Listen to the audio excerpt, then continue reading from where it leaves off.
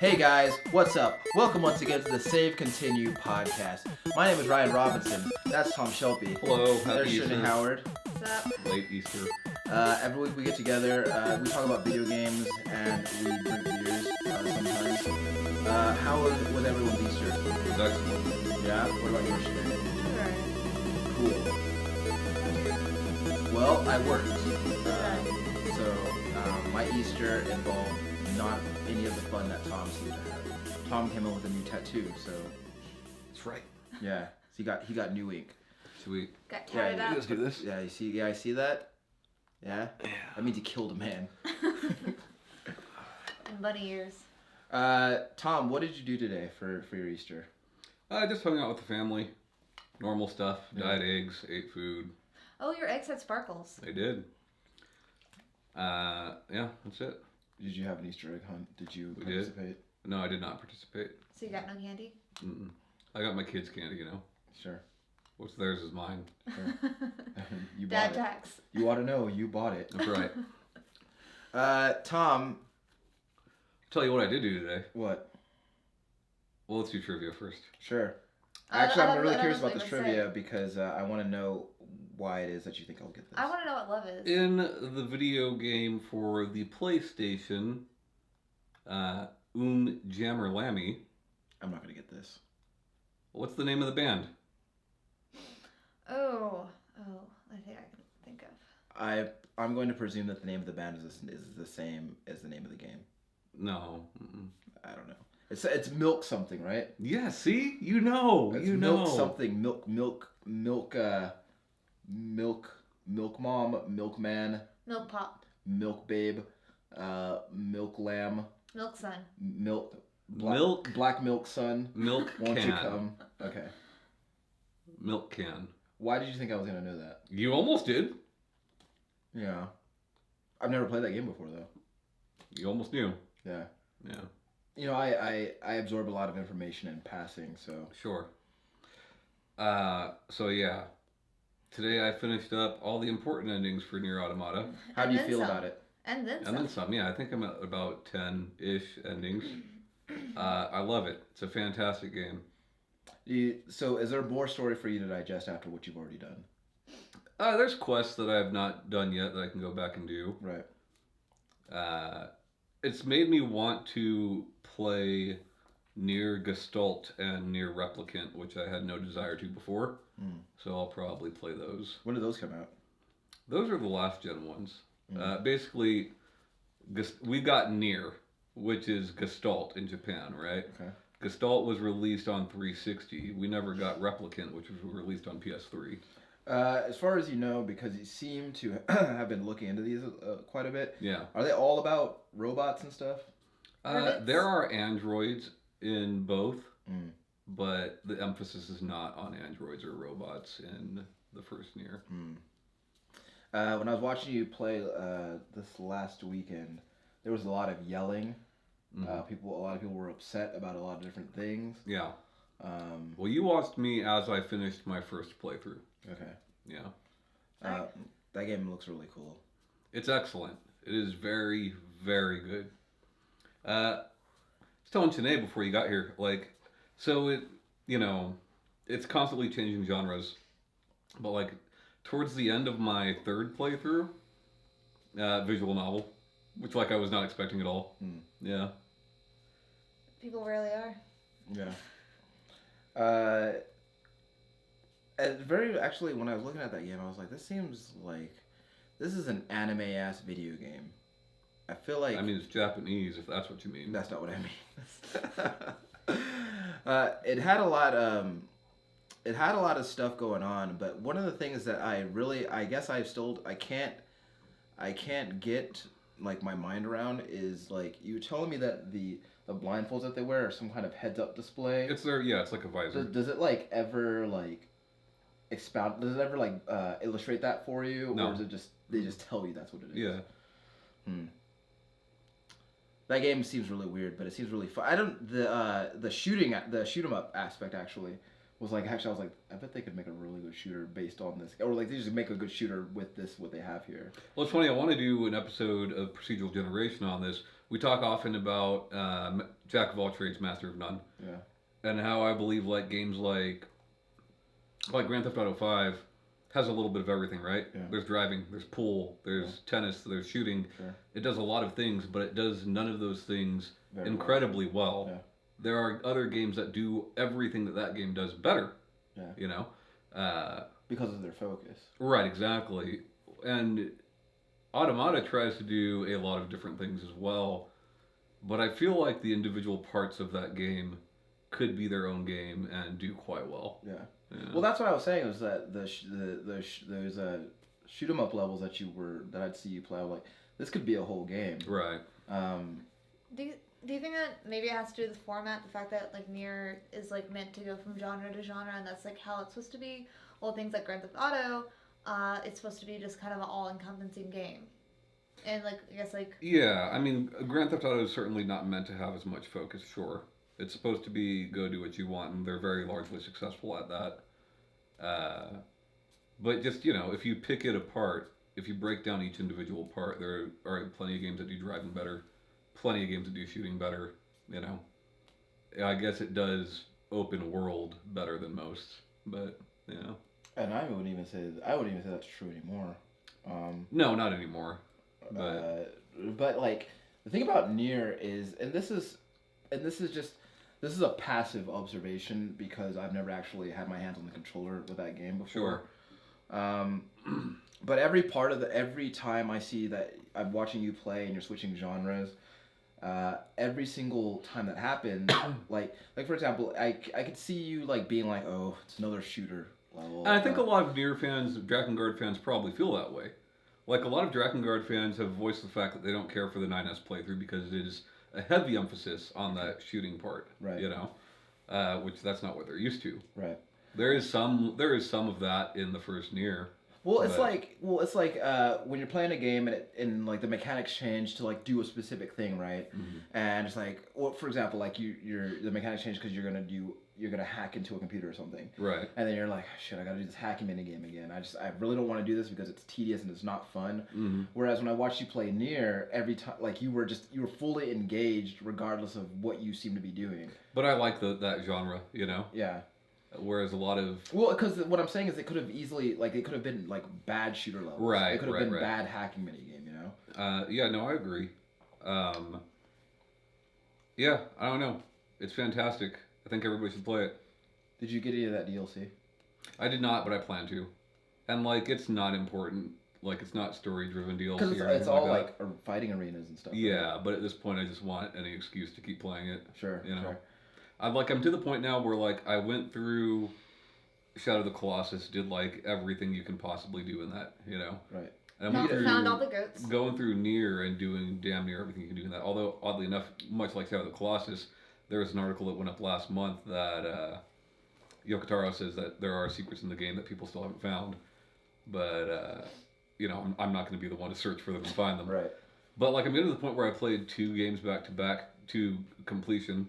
That I just fucking love. Right. And I'm just like, whatever I play next is not going to make me as happy. Why do you think that? Because I don't, never before have I played 2 games back to back that I've liked this much. Right. And I feel like, well, the next game I play, I'm sure will be something I enjoy and be good. It's not going to stack up. Why don't you play something shitty so you can get like the data cleanse? That's what I want. I'm not saying that's what you want. I'm just saying, why don't you just like do a palate cleanser? Yeah. As far as like the genre changing, the interesting thing is like with the control scheme that Platinum Games came up with for that game, it's the same control scheme whether you're doing a vertical scrolling shooter, whether you're platforming, whether you're doing hack and slash, whether you're doing the twin stick shooter. It's the same control scheme and it works seamlessly well between all of them. Right. Yeah. Well, I was thinking. That's really nice. I was thinking about how they could have easily just made mediocre. They could have been like really mediocre about everything, right? They could have just been All like, the Activision games. Yeah. Yeah. They could have just been, well, they could have just like the shooting levels could have been mediocre, and like the hacking minigame could have been mediocre, right? And Sure, and people would have forgiven them because that's not the emphasis, right? right. Much like with GTA. But it seems like, and again, this is a passive observation, but it seems very much like attention had gone into all of those into those things to make sure that you remain engaged and make sure that's not something that just like I gotta do the shooting, I gotta do the shoot 'em up level, I gotta do this hacking minigame again. It seems like everything in that game was intentionally designed to actually be engaging and Sure, and the amount of detail is just ridiculous. Like, there is a reason for literally everything. And, like, every NPC has an incredible backstory if you're looking for it. Sure. Every weapon has an incredible story if you're looking for it. Like, Does it do... Okay, so I know that you haven't played a lot of the Dark Souls games or very much Bloodborne, but does it do the thing where it kind of expands the lore of the game, like, through item descriptions? Yeah, I mean, there's weapon stories, and you unlock more of them as you level individual weapons up. Well, see, that's cool, like, too, because, like, in Dark Souls, that's not something, everything, the descriptions remain the same, but you're saying that as you level up an item or a weapon, then you'll get more story. Right, which is apparently something that has existed in the franchise. This is my first game in the franchise. Sure. But... I wonder if Panzer Dragoon will come back. That's what I keep thinking about when I think of Nier, is, like, It's funny you say that. There's a manga that is one of the endings, like, takes place after one of the endings of Drakengard 3, which Drakengard 3, canonically, through the games, never actually connects to the first Drakengard. Right. But it does through a manga that's called Dragon Dragoon. I'm saying, y'all talk about, like, Kingdom Hearts being confusing. Yeah. At least they all have Kingdom Hearts is confusing. Only in that, like, I can't imagine a universe where Goofy is a hero. Yeah. No, I mean, this series is definitely confusing, but, like, you don't need to know any of that stuff to play and enjoy this game, you know? Yeah. Whereas with Kingdom Hearts 3, apparently you will need to know all of it. And they're not going to give you any recap. Right, supposedly. Well, it seems very much like Nier was designed as a means of getting people into that franchise. Also, by the way, automata, they say it that way in the game. So now you can... How about that, you know? Yeah, that's a cooler way to say it, too. Yeah. Shanae, what have you been up to?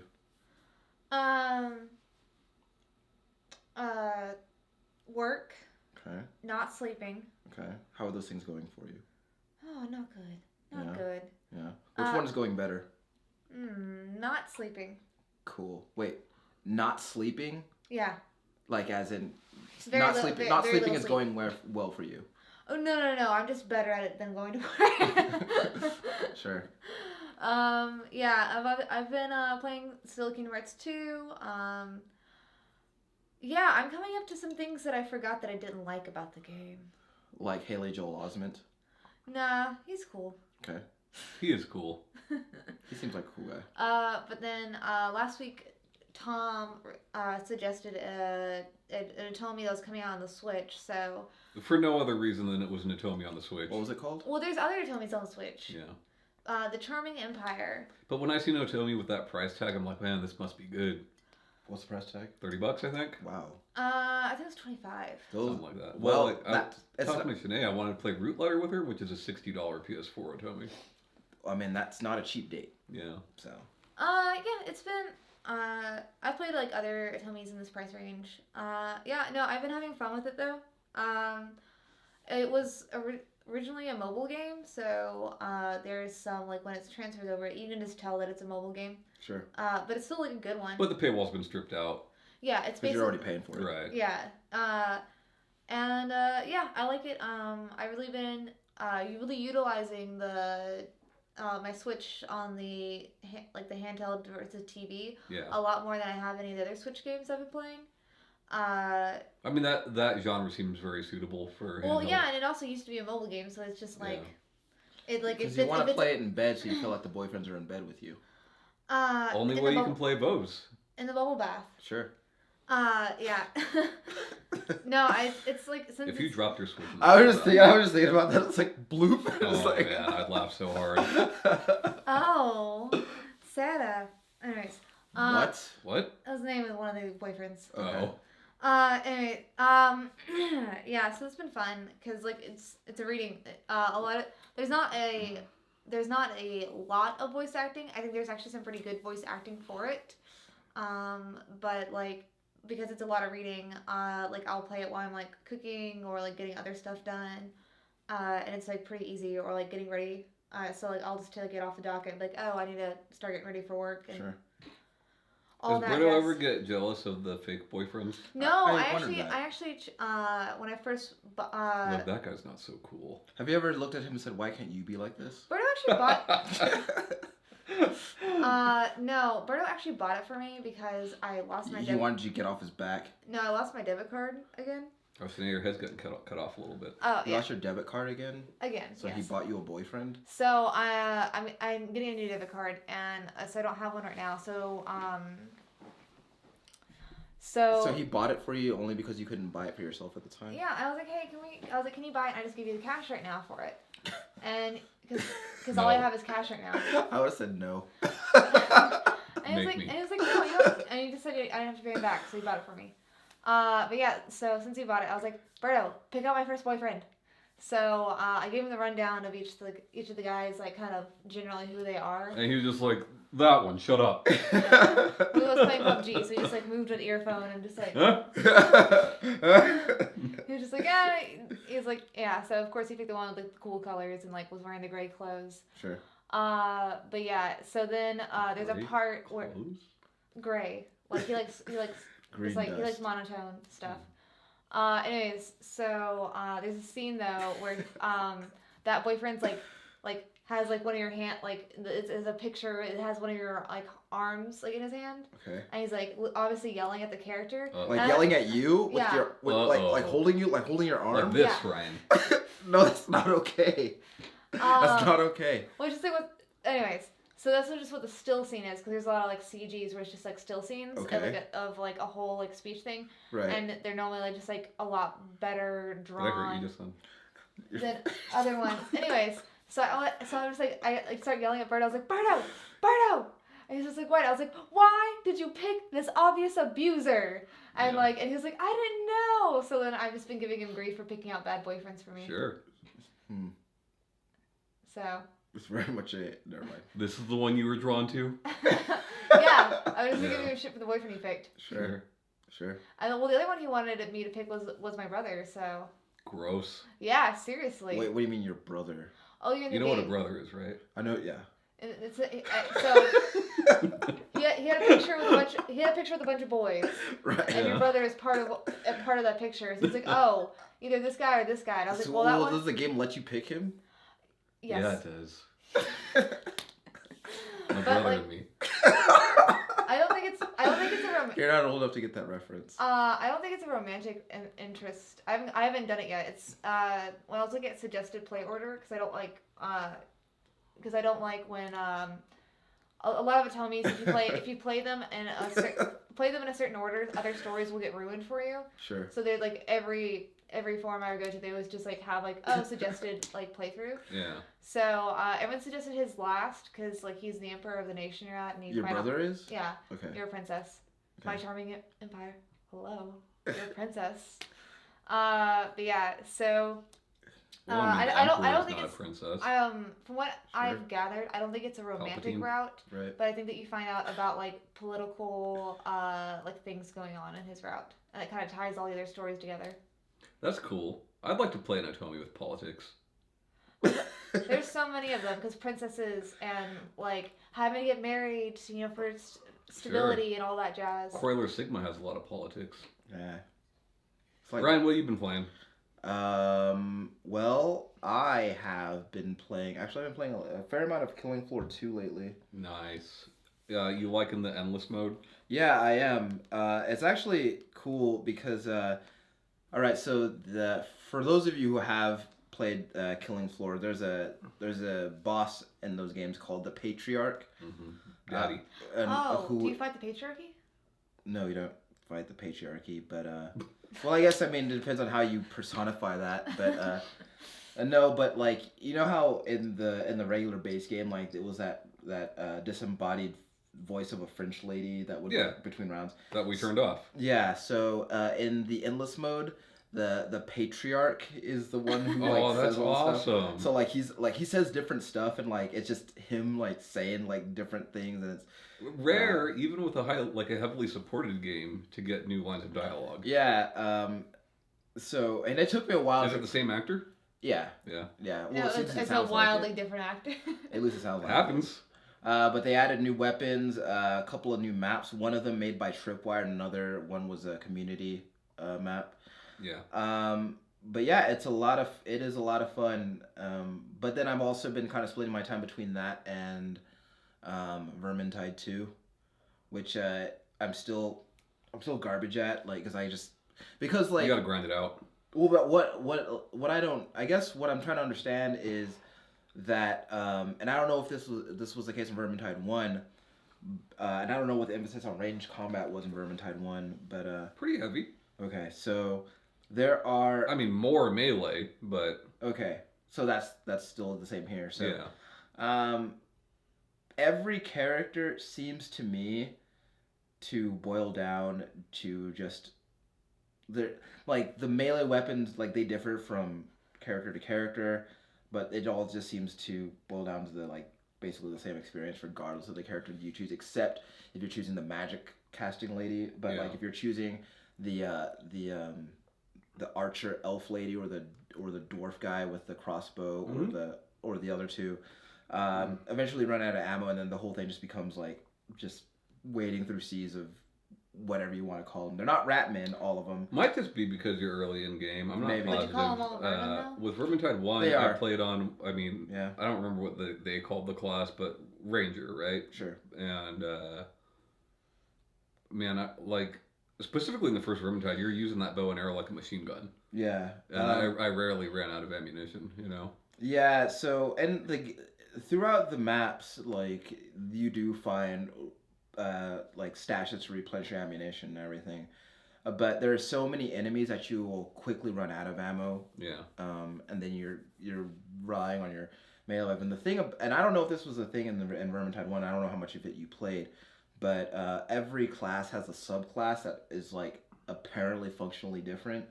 I want to say that's new, but I'm not positive. The elf lady, that's who's her base class is just an archer, and then her standby melee weapon is some kind of short sword. Yeah. But then she has a subclass that seems to have a heavy emphasis on using a spear, and doing close range melee combat. So I don't know if every class kind of switches it out like that depending on the subclass that you use. And I've kind of a lot of the strength of that game for me is kind of just the community that surrounds it. It's cool to play an online game with nice people, because I typically I'm at the point now where I don't play a lot of online games anymore. Well, it's interesting because we said the same thing about Killing Floor 2. Yeah. Right? But neither of those games are competitive. I mean, I guess they are in a certain way, but not in the traditional sense. I think that has a lot to do with it. Yeah, I like the heavy emphasis on co-op, and I think that one of the reasons why I've gravitated so heavily toward Monster Hunter over the past decade is just it's just a purely cooperative multiplayer experience, and I like that a lot more than any kind of. I think that there could be a fun way to do competitive in a game like Monster Hunter. Yeah. But I prefer to just to have a game where I'm just bullshitting with my friends and killing a monster, and that's kind of what I geared toward. And I think that if I had more friends playing Vermintide, it would be very much the same. That's kind of what it always is when we play Killing Floor 2. Right. Is our conversation is very rarely about what's happening in the game. It's usually about we're having some kind of bullshit side conversation. But yeah, I like it a lot. I kind of wish that I do wish I had more friends who played it, but at the same time, most of my friends don't play on computers, so that kind of stops at the worst. But you know what's interesting is the communication limitations of the Switch is kind of what has made Splatoon 2 such a positive community. Yeah. It is already it's in general pretty positive scribbles. community, but it's mostly scribbles. But there is chat, but everybody has to have the app. Sure. And not a lot of people like to use that app, right? So most people are using Discord, in which case you are only speaking to your teammates that you are friends with on Discord. Right. You know what I mean? Yeah. And the community is very positive in other ways, but as far as like keeping toxicity out, it's almost... So in that way, the toxicity level of Splatoon is very much reliant on the toxicity level of your circle of friends. Sure. Yeah, definitely. And I think a large part of that is due to the limitations of the platform, which I think is awesome, you know. Cool. If you think about like every innovative game we've had, like pretty much ever, it's due to the limitations of the platform. Right. Yeah. Yeah, so and honestly, yeah, I'm gonna be honest, I haven't been playing a lot of video games lately. Yeah. I'm working on a piece for procedural generation, which I should be recording on this Tuesday. So I'm looking forward to that. And I got a record player, so I've been spending a lot of time like tinkering around with that. Not tinkering, but like playing around with that. So that's been fun for me. Sure. And that's kind of it. I came home last night and I didn't I came home and I put on a record and I poured a glass of whiskey and I didn't turn on my TV at all, and it was like really weird because it's the first time in the 4 months that I've been living in that apartment. It's the first time that I didn't turn on the TV, and it was like kind of bizarre for me. I don't watch a lot of TV, but Bates Motel has got me sucked in. Sinead, you need to start watching Bates Motel so that we can talk to you about it. Yeah. Just so we can talk to you. Did you finish the first season? No, I didn't finish the first season yet, but... Oh, man. He had a record player. Got no time. Yeah, sure. Yeah, actually, just right before we started the show, I got a text with tracking information for a record that I ordered, but... Bates Motel, you gotta watch it. But just be forewarned, Norman is the worst part of that show. Okay. He's growing on me. What do you mean? As I look at that actor, like it started when we were at your place watching it, and I look at him and I was like, you know, he looks a lot like Anthony Perkins. Like he looks like a young Anthony Perkins. He really does. Okay.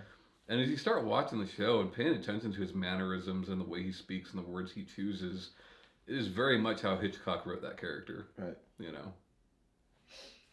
And he's not necessarily supposed to be likable. Sure. So, yeah. I think I just dislike the actor. Yeah. His acting's bad. But, yeah, I don't play video games anymore. I'm retired. Sure. We're shutting it down. Yeah, this show's over. I got a record player. Do you know what that is? Hey guys, welcome back to the Save Continue podcast. You don't have to do welcome back. I cut all that out. We took a little break. Well, you don't say. Are you gonna cut out this? You telling me that I don't have to do it? Yeah. Okay, you're gonna cut out this too? Yeah. I'm gonna cut out until you start talking. Okay. Yeah. Okay. Can I start talking? Yeah, start talking. Maybe today I'll leave it in, because this is funny to me. Sinead, start talking. You know what we're not gonna talk about this week? What's that? L word. Nier Automata. We already talked about it, actually. Not to the anymore. extent that I'd like to. Take it away, Tom. What are we gonna talk about? I don't know. I hadn't really thought about it. You know, I feel like Tom sometimes gets in these games, and then he says he wants me to play it so that we can talk about it, but he's already bought me a bunch of other games that I haven't played yet. Right. So I gotta get around to those so that I can play those and we can talk about those games. You have to look at it the way that I look at it, right? How's that? Me buying games the way that I do, which over the course of 2017 and the first few months of 2018, over the course of 1 year, has been over 400 games, which is just ridiculous. Right, but like what I'm saying is, with, how am I supposed to know how to prioritize which games? You prioritize the games you want to play. Sure. You know. But I want to have these conversations. You know, I want to be able to talk about these things that you're so excited about. You sure? There have been games over the past year that I still haven't played that you have said I want to talk to you about this. Right, but you've also done some that we've been able to talk about. Sure. Spec Ops. Sure. Which is free. Oh no, it's not free anymore. You guys missed out. Did you get that when it was free? No. I got a key for it if anybody wants it. Shane, do you want it? Okay. All right. I got the Charming Empire. Sure. You know what I was thinking about this week? What's that? We've talked about it in the past, like, you know, digital versus physical, but just like how often or how long now it takes for digital games to go down in price compared to their physical counterparts. It's really dependent on publisher. I feel like I think it hurts you more because the games you are into are typically games from Asia, and those tend to take longer than games from the West. well, I'll even see like I mean, of course, there's good deals that are on online. I'm not saying there's not every single digital game is more expensive than their physical counterpart. Right. But I mean, you'll see physical copies get discounted for before digital ones because the retail store needs to sell their stock. Right. And if people can conveniently for the same price or less just download it at home, what's really the incentive to go to the store?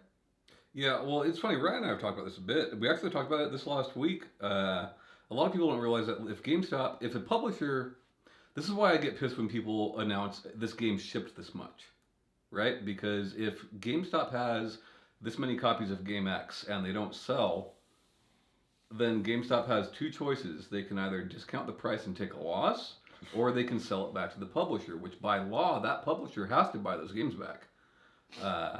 Whereas digital works pretty much the same way. When you buy a digital copy of a game on a platform, you might think, well, this is never ending. The keys are limitless, right? Which is true to an extent. But every time you buy a game, let's say, whatever, Modern Warfare comes out on PS4, right? Sony has paid for a specific amount of those keys. It works the same way. The reason that we see discount at retail faster is because We're talking about physical space. Well, we're talking about physical space. We're also talking about you have to clear out inventory to make room for more inventory. You're also looking at the fact that the majority of those discounted prices are used, which means somebody has already paid for them once. Publisher's already been paid on that. They're not getting paid on it a second time, But yeah, specifically with the games that you tend to gravitate towards, those take a painful amount of time to drop in price digitally. Yeah, also, I forgot what I was reading. Sorry, Tom, hate me for the sources, lack of sources. But about, retailers and publishers having, an agreement for a set time where they weren't going to drop the digital sale until, the stock of, this had gotten lower so that the... Right. Well, it's the same it's Walmart and GameStop and big, Best Buy, Target. Right. They need a reason to keep these games in stock, and if Sony's not playing nice and they're dropping the price of digital super fast, and that's where everybody's going to buy those games now, which is becoming the case. Yeah. Walmart, GameStop, Best Buy, Target have less of a reason to carry the hardware. Right. And that's really I honestly feel like that's, if we take used games out of the equation, then I honestly think that's the main reason for brick and mortar big and retailers to be there is for the sale of hardware.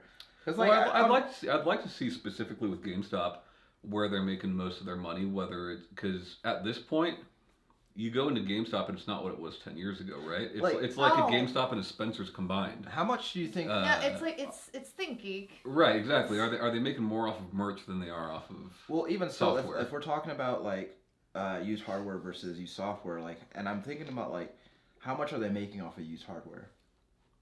I'd imagine a decent amount. Yeah. Yeah. I wonder because think about even if you buy a 360 now at GameStop, Mm-hmm. you're still paying I think $80-90. Right. Which is nuts considering how old that is. Yeah. Yeah, I look at the digital marketplace and I look at the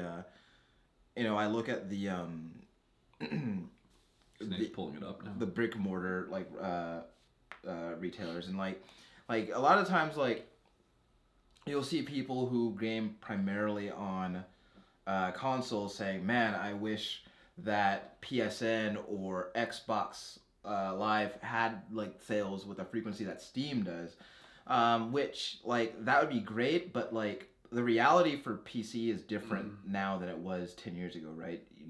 most PC stuff isn't sold physically anymore. Sure. Well, I know. Even, I also even, think. 10 years ago, it wasn't as much as like say like 20 or 15 years ago. Right. Yeah. Well, I also think it's all relative too, right? I think that PSN and Xbox Live probably get the same amount of discounts, maybe not as heavily discounted as something like They seem to Steam have does. the same. It's the just same it's frequency. relative. The library on Steam is many, many, many times the library on PSN. Right. You know. Like, because like there's But like the percentage of games on sale is probably similar. well, I mean, because like there's a lot of stuff on Steam that you can just like throw a for sale like an on sale sign on, right? Like, Right. There's like there's a ton of bullshit titles on Steam. There's like this is now 40% off now, Right. and it might be that no one is buying it, right? And the reality is different because like it's But it also with Steam might just be it's summer. right. You know. Or it's season change. It's the third week of August, Right. so Well, good old games. Humble, like they give away games almost weekly. One of them is giving away something for free. and I'd always wondered like what the methodology behind that was, as far as how they are able, like not how they're able to make the sales happen, but like how they choose like what games they're gonna put discounts on. It's a good PR move. Yeah. You go to a publisher and say, hey, we'd like to offer your game for free on Humble. Yeah. And there's like, well, it's a charity thing. Sure. Of course. And then, you have like Platinum And typically it's an old game that's not worth a lot now anymore. Yeah. Spec Ops, right?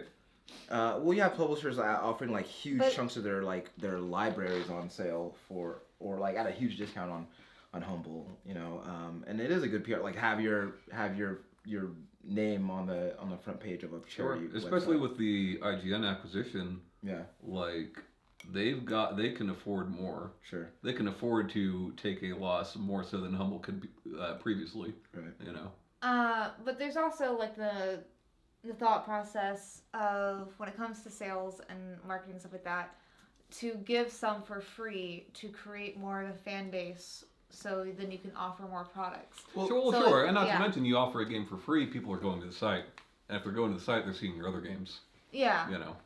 Well, I think it's building up your fan base and your core audience for your other items. I mean, I think that one of the best cases for that was Rocket League. That game launched on PSN, which is the only thing it launched on. Yeah, it was a PS Plus game, and like a bunch, like millions of people downloaded it, and like now millions of people are still purchasing it. Yep. And there's definitely something to that, but like at the same time, like that's a huge gamble that you're taking, and it is. I mean, think about the games that have done it and have failed because of it. Right.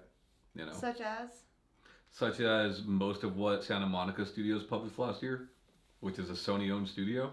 What did they publish? Stuff like Drawn to Death, Hardware Rivals, things like that. Drawn to Death? Drawn to Death, it was like David Jaffe's game. It was like this third-person competitive shooter. Oh, which Drawn to Death did not launch for free. It did launch as a PS Plus game though. It was intended to be a free-to-play game, but they decided last minute to pull a plug on that and make it a pay-to-play game. Right. That game, while I think it was a decent game, was gone like that. It seems like that's also not necessarily a problem of giving it out for free, and I don't know. I don't think it doesn't necessarily applies in the same sphere as. It's not that giving it out for free is necessarily ruining the game or anything like that. It's not making the product any worse. No, I'm saying as far as a gamble, I'm saying that the sudden change at the end seems like that's more of a problem than necessarily taking a gamble by giving it out for free. Well, I mean, Santa Monica was, at least over the last couple of years, Sony's initiative into games as a service. And if you think about Sony's first-party lineup versus Microsoft's first-party lineup, we don't see that anymore, right? Sony's focusing on single-player story-driven games, whether that be Uncharted or Spider-Man or God of War or Horizon or the list goes on and on and on. Microsoft is getting more into games as a service, and I think a large part of that is the failure of Santa Monica Studios, but... Well, I mean, the gamble is really like, okay, so, take a set static amount here, and we'll give your game we'll put your game up for free. Right. Or potentially you can make more profits by we'll just put your game out for retail. Now, I think the big thing with a game like Drawn to Death is that I think that it didn't get a lot of really good word of mouth post launch, and I think that's really what killed it. Because I mean, I think that again, it goes back to Rocket League. Like that game launched for free, and it got a lot of positive buzz. It had a lot of positive press. And It did, but it had a lot of negative press too. Yeah, it was a successor to a game that failed. Sure. Which like in and of itself, like making a successor to a game that didn't do well, that comes with its own set of risks too. Mm-hmm. But doing it right, it can pay off, like Rocket League, Nier Automata, things like that. But when you put that much time and effort into a game, you definitely want to see if you can get back your you definitely want to see if you can get that investment back.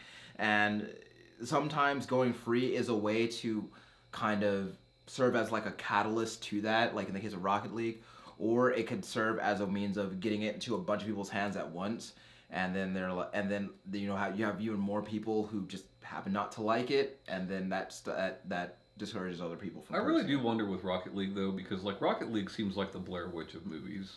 Like that game is incredibly profitable, and probably did not take a lot to produce.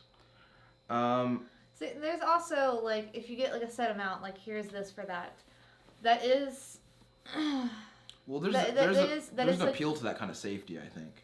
Well, also, it can make a lot of sense by having that safety net, but also just, like, taking that price and just going with it and then using that to boost other items. Because I don't know, I mean, were they planning on anything after Rocket League, I wonder? What do you mean, like developing another game? Mm-hmm. I'm sure at some point, yeah, but right now, why would they do that? No, I'm saying before it went viral, like when they first made that decision. I mean, it just really depends on what you want as your strategy as far as selling your games in your company. Well, it's kind of like... a studio as small as Psyonix probably didn't have something in the pipeline that quickly. But, I mean, you think about how that game served as a successor to a game that wasn't successful. And just like, well, your first game didn't do so hot. Yeah. So you're gonna put out the second game. It could potentially do worse because people know about your first game. Right. But here's a static amount that you can have. I'm gonna put your game out for free, and we'll see how it does. So there's an appeal to that because that kind of takes some of the pressure off. Because they know they're getting something. Yeah. That'll take some of the pressure off. And I honestly feel like what happened with Santa Monica, that's kind of like. It feels like more of an anomaly than anything. Well, I mean, that's not like Santa Monica proper. That's just a publishing thing, sure. Right? It was under that banner. Right. Santa Monica Studios proper did help with development of those games. Right. But that's not like those aren't Santa Monica games. Right. Like. And that's the thing of it though. When you launch a game, especially like if you launch a game from an established franchise, if it's not popular, then people are going to be wary of it. And then you have to weigh it against like the risk of like, what if you're launching like a brand new IP, right? Brand new IP is always more risky. Yeah, because like it's an unknown quantity. Even if the original game failed, brand new IP is still more risky. Yeah. And one of the things that I think about a lot is and this is something that I think I actually think about this maybe once a week. I think about the 2012 reboot of Twisted Metal a lot. Mm-hmm. Also have Jaffe behind it. Good old Jafster. And I don't think and honestly I don't know how much of that game was his vision. Yeah. But Twisted Metal, Twisted Metal 2 regarded by many to be one of the greatest car combat games of all time. Absolutely. And granted, with 3 and 4, that game kind of like took a decline in quality, but they brought it back with Black, and that was what became in my mind the quintessential Twisted Metal game, right? And then the reboot was announced, and and I can't anecdotally I can't remember what kind of buzz was generated. They drove that fucking thing on stage. What was it, a Sweet Tooth truck? Yeah. That sounds about right. That sounds about right for video game promotion. And it just wasn't there, like that game released at, I believe that game released at full retail. I could be wrong about that. I would assume so. Sony, as well as Microsoft, were not experimenting with price points last gen as much as they are now. Yeah. Um, Oh. and like, and that's another thing too. Like you're rebooting what was at the time a 15-year-old property that like had been dormant for shit like over a decade, and radically changing the formula in a lot of different ways, and and that in itself proved to be like a really dangerous proposition that didn't pay off. And I don't know what that did for, because you've said it before. Like people kind of shit on Jaffe a lot. A lot of people shit on Jaffe. And I don't know if it was. I don't know if it's because. But it's also his attitude about things. I love David Jaffe, but I've said it before. Jaffe very much is the Gordon Ramsay of video games. Yeah. You know, like, and so that's why I say I don't know how much of that was his vision. Like he was like, no, this is how I see this game. Yeah. It's how it needs to be. And like maybe there were other people who were like, hey man, like this isn't what Twisted Metal is, and people aren't really gonna be into it. Yeah. And I don't know, but what's funny is like you see Jaffe and you see like Ken Levine recently, like in recent years. like what is he up to? Well, his studio just closed. What was it called again? That detective company thing. I can't remember. We just looked it up like a couple weeks ago. And both of them are like just making excuses for why their projects are failing, and it's sad to see, like, because they are two great directors, you know. Well, like, What do you think they're failing? I don't know. It's hard to say for Ken Levine, right? Because he's got like this, like if we just, I mean, yeah, I mean, okay, so David Jaffe, he's got the God of War pedigree, right? Sure. That's probably like God of War, Twisted Metal, like that, yeah, those are big things. Like, right, and then you have Ken Levine, who's like got like the BioShock pedigree behind him, right? And he's on a show, but like most people know know BioShock, and so when you like, it's kind of like with movies, like from the producer of this movie. So like, if you tell me that the director, if you tell me that the director of God of War is making this thing, I'm all in. If you tell me that the director of BioShock is making this thing, I'm all in, right? But they come from a time. Both of those gentlemen come from a time when people weren't paying attention to who directed video games. Right. So I think that the industry and people who are in the know, their names carry a lot more weight than the general public. I think that like around when the first BioShock came out is when people really, really started paying attention to that sort of thing. Right. Definitely not when Twisted Metal, back in Twisted Metal's heyday, I don't think people. I mean, think of like when you played Metal Gear Solid for the first time and you saw Hideo Kojima's name. Kojima probably meant nothing to you for even years after that. Right. You know, but. And even still, like I think about like I actually remember the Psycho Mantis fight from Metal Gear Solid 1, and when the skin would go black and just say Hideo. Yeah. I was like, what is a Hideo? Yeah. You know. That's a Hideo. Yeah. 12-year-old Ryan was like, what's a Hideo? Yeah. Exactly. But like he put his name all over that bitch. But like his name meant nothing to anybody until years after. Right. And it's a different time. And that kind of, and like now, like if I hear Sam and Dan Houser, like I was like, well, they do the Grand Theft Autos and the Grand Theft Autos. if Housers are different though, man. They're more reclusive than fucking Yoko Taro. Yeah, they've got a weird fetishization of West Coast hip hop, which is like really strange to me. But and then if I hear Dan Houser, like I know Far Cry, and so like I know names, right? Right. And it's like, and I was talking to you before about how that's like a different kind of celebrity, which is like now more appealing to me than like movie star status. But that being said, if the Houser brothers were to like release like, hey, we're putting out this like new free to play game, I don't know. I probably wouldn't be as into it, like, and I don't know, and I think it might be because it might have something to do with like that pedigree, like the pedigree that you have behind you doesn't necessarily translate in the way that it might have before. Like I don't like with David Jaffe in Drawn to Death. Like even people like you could have taken like your like past knowledge of who he was and applied it to your logic behind the purchase, but like it didn't do that game any favors. I think also Sony didn't do that game any favors. It wasn't heavily advertised, you know. I played Drawn to Death. I talked to that team about Drawn to Death. Drawn to Death is a fun game. It's very, I could see a lot of Borderlands fans liking it because it is very much a 13-year-old boy's fantasy, Right. But there's nothing wrong with that. There's an audience for that. It's a fun game. It's a Power very fantasies- original game. Power fantasies are good. But There's an audience for that, but maybe the audience just isn't large enough. I think the audience is probably large enough. I just think it wasn't advertised well enough. Of course, I know nothing about marketing. Maybe the audience isn't large enough. I don't know. Kind of a little different gear.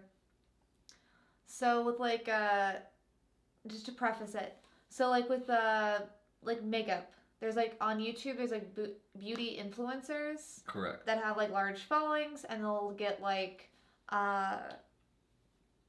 deals with like different makeup companies to do like they call it a collaboration, and it's basically their name and on a palette, and like they get to choose like a bunch of stuff, and they're like heavily involved. I'm doing air quotations because some are and some aren't. Right. But I wonder, like, so like kind of like beauty influencers, I guess video game influencers would definitely be like Twitch stars. I wonder if we were to see like collabs with like on that front. I don't doubt that would happen. I wonder how successful that like. I mean, we already see that, right? Blizzard's done it to an extent. How so? If you think about Overwatch and the professional players, like their team skins are in that game. No, I mean it's not like that different. I mean like they actually like top influencers will like have a part of like helping develop the game. Well, I think hope not. Well, I mean, yeah, that's so what I'm that's saying. it's funny. Have It's funny that you say that because But like I think it was like Lyric is like a big Twitch person. I think it was like EA. I think with the shit. There was some game that EA was developing like last year or the year before, where they called in like top influencers to like help like develop some game and or get feedback and they I don't know how much. Oh, it was fucking Battlefront 2. And Well, that worked well. I don't. Maybe the influencers told them to put all the loot boxes. Sure. I don't know. We want more boxes. Look, if you want me to buy this game, I need to buy more of this game. Yeah. No, I don't know, but like that's one of the ways that they marketed that game, right? They were like, hey, we got all these Twitch stars, we got these. They didn't use the word influencers because that's kind of like not a word that you want to use when trying to sell something. But like they were we got these Twitch stars. Like they were name dropping people who were like big on Twitch and like big on YouTube and shit. And, like we invited them into the studio, we helped them develop, and then all they showed was like short snippets of those people in the studio playing the game and saying, "Yeah, I like that thing," or "I like that thing." Well, you know, with Twitch influencers, I don't necessarily think that's a helpful thing. But like if you look at like Capcom.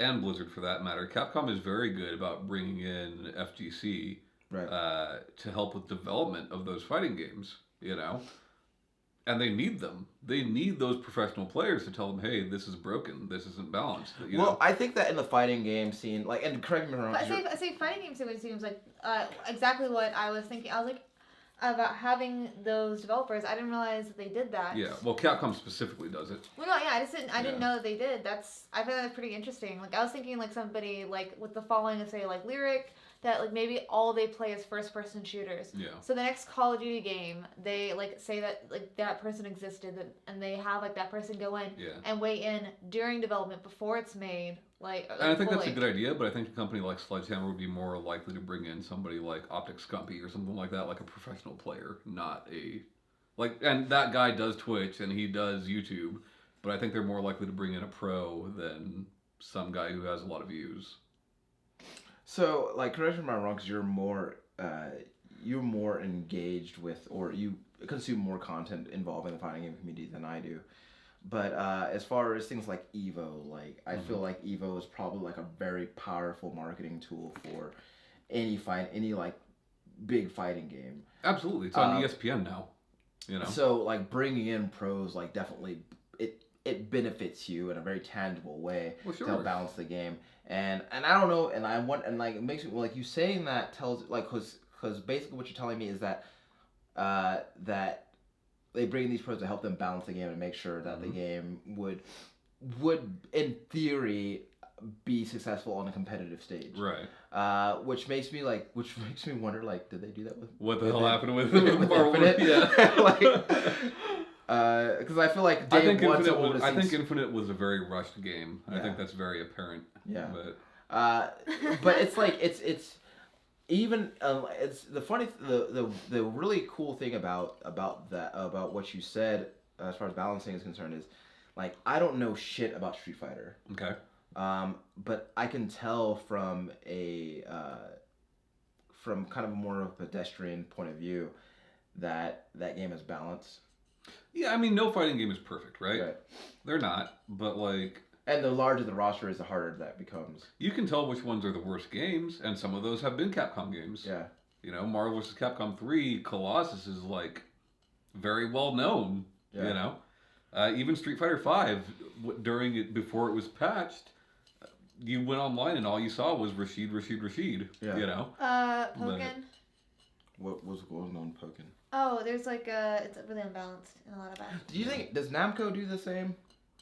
Do they bring in pros to help them balance games? I don't know. Yeah. I don't know. But I think that for competitive games especially, it's a good idea. Yeah. You know, it's a wise choice. I have to wonder if And because even think about like Housemarque, right? yeah, Housemarque bring in Eugene Levy to help them with the games. not Eugene Levy. Not Eugene Levy. Eugene Jarvis.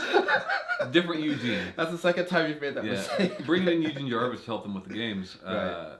Like, that's a smart idea. If you are making a game that this person had a hand in creating, Right. you know, if you're making a genre of game that this person helped spawn, Sure. it's not a bad idea to have that person on your side. Yeah, and Right. you know, A I've better friend than an enemy. only You're just like you're like rubbing your beard and very like oh. well, I've only seen one company actually like. I've only seen one company actually kind of just like put that out there and be like, hey, we made sure to bring these people in to help make our game better. Which Well, like, Housemarque made sure to put Eugene Jarvis's name all over everything. right, but Yeah. Even though you can't remember it. Yeah. Eugene Levy's just more important to me. Sure. He's just been in more stuff, you know. Sure. I mean, I like Defender, but you know. Have you guys seen New York Minute? Yeah. I don't know, but like that seems like I don't know how much of a hand these influencers truly had in the development of. Well, I'm sure, these like first-person Shanae's shooters. saying, their name just being on it is important. But like with Capcom, I'm inclined to believe them because you don't see Daigo Nihara on the back of a box. You know, you Yeah. don't see Justin Wong on the back of a box. Right. They don't put that all up in your face. Yeah. I can see if there ever was like a shift like that toward in the gaming community, like there is in the media community. I imagine definitely see like third party and indie games just like having that in there to help Yeah. to help boost it. Sure. I mean, it certainly wouldn't hurt, right? I mean, yeah, or to get a fan base, or to Yeah. get a celebrity. Here, yeah, I can. Yeah. So, what the fuck Yeah. were we saying? So like indie developers using gaming celebrities. Yeah. To So if you think about Drinkbox with Guacamelee, Drinkbox is technically, by the definition of the term indie, not an indie studio, but they pretty much are an indie studio. If you think about Guacamelee specifically, they didn't use celebrity, but they used a shit ton of, at least the first one, a shit ton of Easter eggs, Right. pointing to games that were some less popular, but the majority much more well known than their own game. And I don't think that hurt. Right. And I think that was probably partially intentional. Same thing, Super Indie Kart. It's other indie games in that game, Sure. but they are at least somewhat well-known indie games. Right. You know, Guacamelee included. Yeah. As far as pointing to people, specific people, yeah. I mean, I can't think of a game that does that. Oh, I'm not saying anything of a game. I'm saying like seeing the future as a possibility of gaming going towards that way. I think it's fun to think about. I don't doubt it. Twitch is growing incredibly fast. I think more than anybody predicted. But And then because of problems with Twitch, there's even more video game exclusive streaming sites that are becoming more and more popular. yeah, but if you think about like Twitch's biggest competitor, what do you have? Like YouTube or Mixer or something like that? And as far as for watching live streams of video games, neither of those come close. You know? You know, I don't know a whole lot about any of that stuff. Like, I don't know what makes one streaming service better than the other. Nothing. Popularity. But like that's the thing and too. also accessibility. Well, that's what I'm like, thinking. users I mean, used what's to. more accessible than YouTube, though? You know, but people are like strangely wary about like strangely wary about like YouTube streaming, and I like there's probably there might be a reason behind it, but I don't get it. From what I understand, and if I'm wrong, correct me. As far as the ease of it is apparently a lot easier to stream on Twitch than YouTube. Okay. I've never streamed on Google or YouTube, same thing. But yeah, so I don't really know. I know Mixer is supposed to be incredibly easy to use, but it's like using a Windows phone, right? Like nobody wants to do it. Yeah, I don't know. Mixer would tell you otherwise. Yeah. Microsoft rather would tell you otherwise. E3 this year, from what they have said, their only thing on the show floor is going to be Mixer. Yeah. Their thing is going to be in the Microsoft I've been stadium. seeing I can count on one hand the number of times that I've seen people mention Mixer in the context of this is what I'm streaming on, but like it's noteworthy to me because I didn't expect anybody that I know to say, hey, I have a Mixer channel set up. Yeah, Well, that person's dead now. Sure. There's a lot of problems. There's a lot of problems with Twitch and how fast it's grown. There's a tremendous amount of problems with Twitch in general, but yeah, so it is the preferred method, right? It has the larger audience, Yeah. so yeah, of course people are but I still but I also have seen people go to Mixer, and I'm just like, oh, I get your choice. I started to feel like the distinction is like with like Band-Aid or Walmart adhesive bandages. It is, and like like you said, people that have gone to Mixer, and like it's one of those situations where you're like, oh, I'm sorry, like like it's not a good thing you want to hear, but well, why is that? Like there's no real reason for that. From what I gather, Mixer works just as well, if not better. Microsoft knows computer software. I guess it's just like I wonder if we're talking about a spectator, not a streamer, but like somebody who just likes to consume the content. What is the difference? The difference is that like you're a lot less likely to get titty cams. Sure. the great thing about Mixer and I even want that. about YouTube gaming and any other site for that matter, that I think we will see growth in those sites, not to the extent of Twitch, but we will see Mixer grow, is that if you were exclusively streaming on Mixer, you have far less competition than you would on Twitch. Well, I didn't think about that aspect. Yeah. Good point. what makes me wonder what Like, we should totally just put the show on Vimeo instead of YouTube. well the cool thing about Vimeo Well, we is probably get about as many. look, if you want to make a video with no rules, how hard would it for us to be a Crackle exclusive? Well, what gets me about people's wariness of YouTube gaming is that you're watching YouTubers play games there already. Yeah.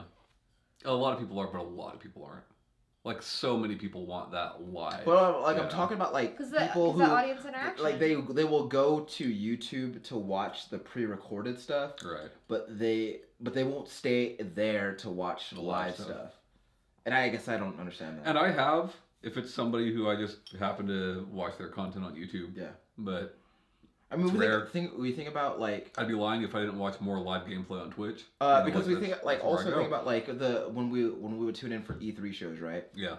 Like that stuff is available on Twitch, but we always go to YouTube. Yeah, but That's I your mean, old man. no, it's because Google's stream quality is higher than YouTube's. Oh, I was just teasing.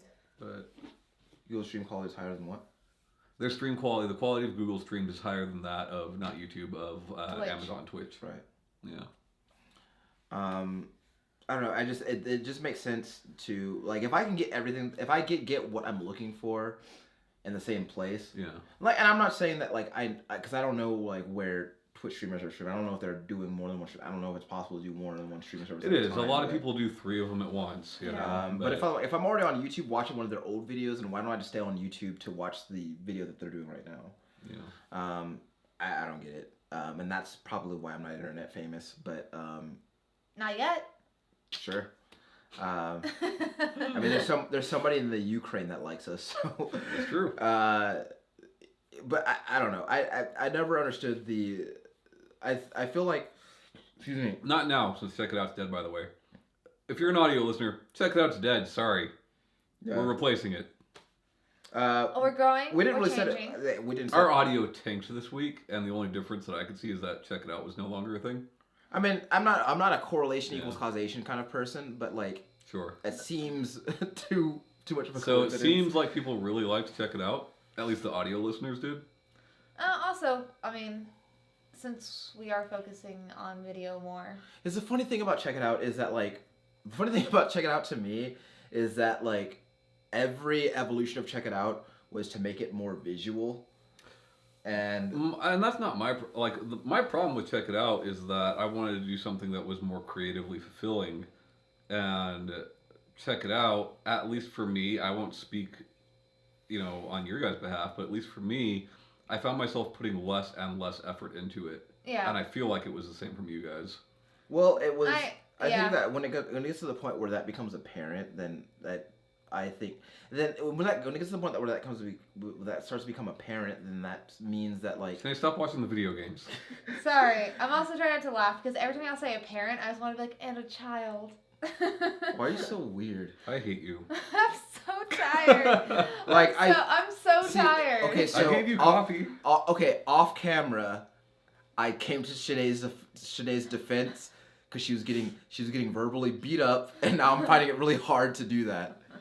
I was the abuser, by the way. I was As I am known getting to be. bullied. Good game. GG.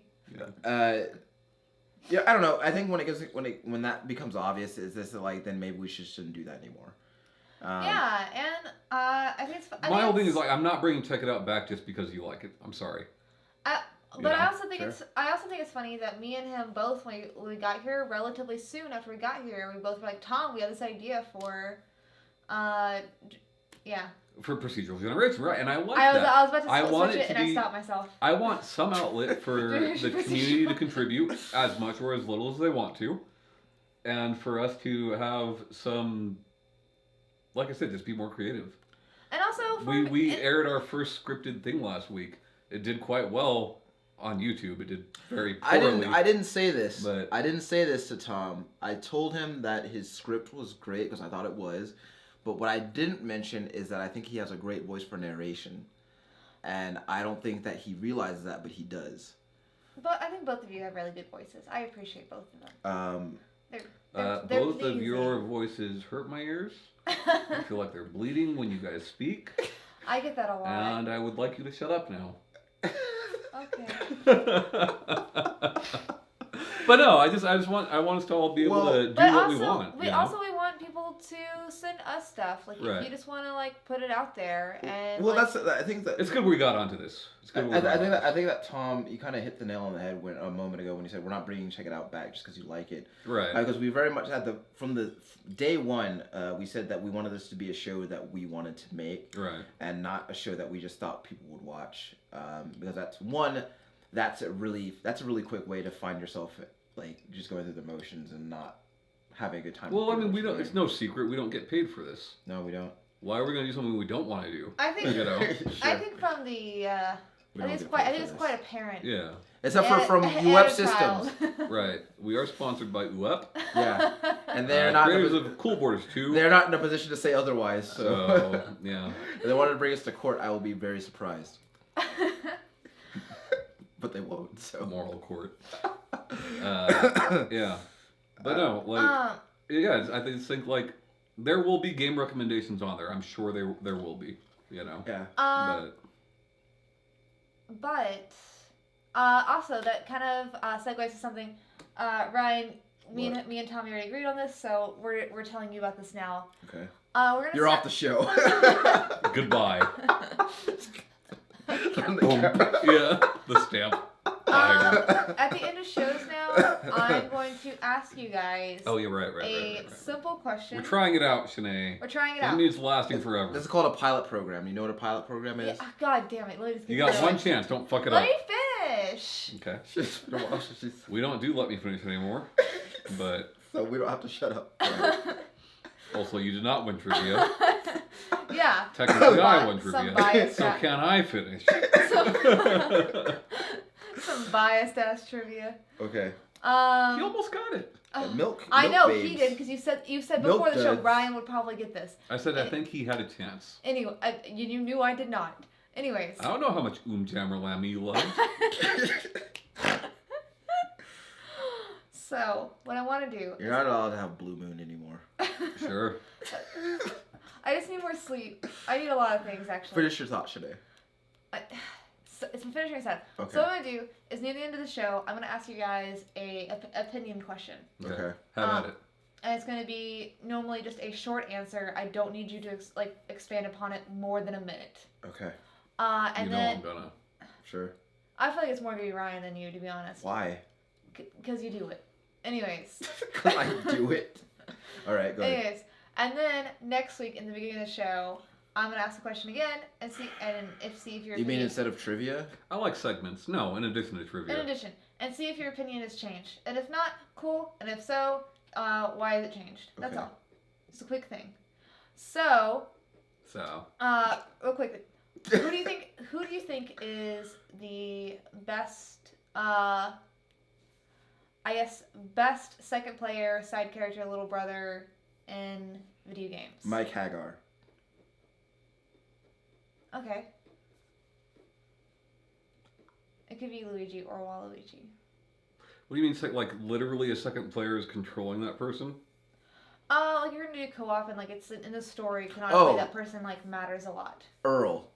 Like what I'm getting at, like it has Like to be Mario- a multiplayer thing, or just like a second fiddle to the main character. Yeah, like or it could be like Donkey Kong, Diddy Kong, Mario, Luigi. So I'm still wondering, like, does it have to be a multiplayer game though? Yes. Okay. Damn it. Then Earl. Fuck. That's hard. Has to be multiplayer? Or the other guy in Dead Space 3. Who's Earl? From Toe Jam and Earl. That game sucks. Earl's cool though. All right. That's a hard Quick one. decisions, man. Yeah, I guess it has to be Luigi. And I'm gonna be honest with you, my opinion is not gonna change because I'm not gonna play Toe Jam and Earl between now and next week. But you'll have time to think about one that you like more. Sure. Which Yeah. is why I like this. Sure. Luigi, Yeah. because my answer will change. Yeah. There we go. Yeah, it probably won't be Earl next week, but for right now, Earl's cool. Yeah. So what do you wanna play, Tommy? I want to plug a little game by the name of Nier Automata. Play it. It's fantastic. Even if you've not played any of the rest of the series, it is a wonderful game. Extremely emotional on all levels. Sad, happy, whatever. Hangry. Tom, how close did this game? How close did this game get to evoking a tear-jerking emotion? Extremely. Okay. Extremely close, which is rare for me. Because you don't have emotions. It's very, very good. And I warn Ryan that I don't know if he'll like it or not, because it is a lot about, what does it mean to be human, which has been touched on things like, Next Machina, Blade Runner, Terminator, whatever, right? But not ever in quite this way. Tom thinks that I can't enjoy fiction about androids because I don't either. Why? Because you just gotta want them to be dead. All right. You hate them. Okay. You hate them, and the rage and the fury blinds you to everything Look, else. I thought Ex Machina was a very good, if not terrifying, film. But you never sympathized with Ava in watching that film. But if for those of What you who about- have what seen about it, the you'll know robot- that I shouldn't have. What about the So- robots in You Wally? absolutely should have. Why? What about the robots in Wally? How do you feel about those? Well, Terrified. well, like no, because You mean that horror flick? that slasher flick Wally. But no, I cry at the end of Terminator 2 every time I watch it. But Terminator is different, though. If we're talking about what does it mean to be human, because what's the last thing he says? I know not why you cry, but it's something I can never do. Right. What if it's something he could do? Wow. Yeah, that dude couldn't even smile. Yoicks. It's like the opposite, Sure. Yoicks. You know, It's like machine life forms on the lowest level showing emotion. I liked Wally. iRobot. So. Yeah, but he's like taking them down. But he's friends with the one robot. Anyways, it's a great game. It touches on all that stuff and a lot more. touches on like even like racial profiling to an extent. It's Tom, really good. do you think this game would make me cry? Because you know how Out of you know fear, my yes. proclivities. Like, I don't know. I think that Do you like thi- I just want if you can get past this whole AI thing, then yes, I do think it would. look, like, But okay, so here's the analogy that I'm gonna use. So like, okay, I'm not a fan of real life psychopathic murderers, but I really love Jason Voorhees, right? sure. So Yeah, but you don't like you're not sympathetic towards Jason Voorhees. well, that he had a bad childhood, like they drowned him, and so I could.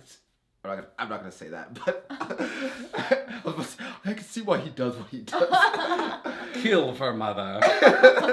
No, but I think that like in a fictional like setting, like yeah, I'll be okay. Like I don't want those things to be real. I don't want to be. Well, all of to it's exist. fictional, and Then none yes, of it I you think like. it'll make you cry. I think it'll make you laugh. I think it'll make you angry. All of the Scared. above. I can distinguish fantasy from reality, Sinead. Thank you. Yeah, that's a good plug. Yeah. So do it. I might. And, I'll play that sometime within the next 2 years. Anyway, that is the Save Continue podcast. As always, it is a pleasure to bring this show to you. Like you're gonna say, it's a pleasure doing business with you. It's a pleasure doing business with you. We love you. Go up. My name is Ryan Robinson. This here's Sinead Howard. Bye, That's Tom guys. Shelby. Goodbye. On behalf of UP Systems, have a good week.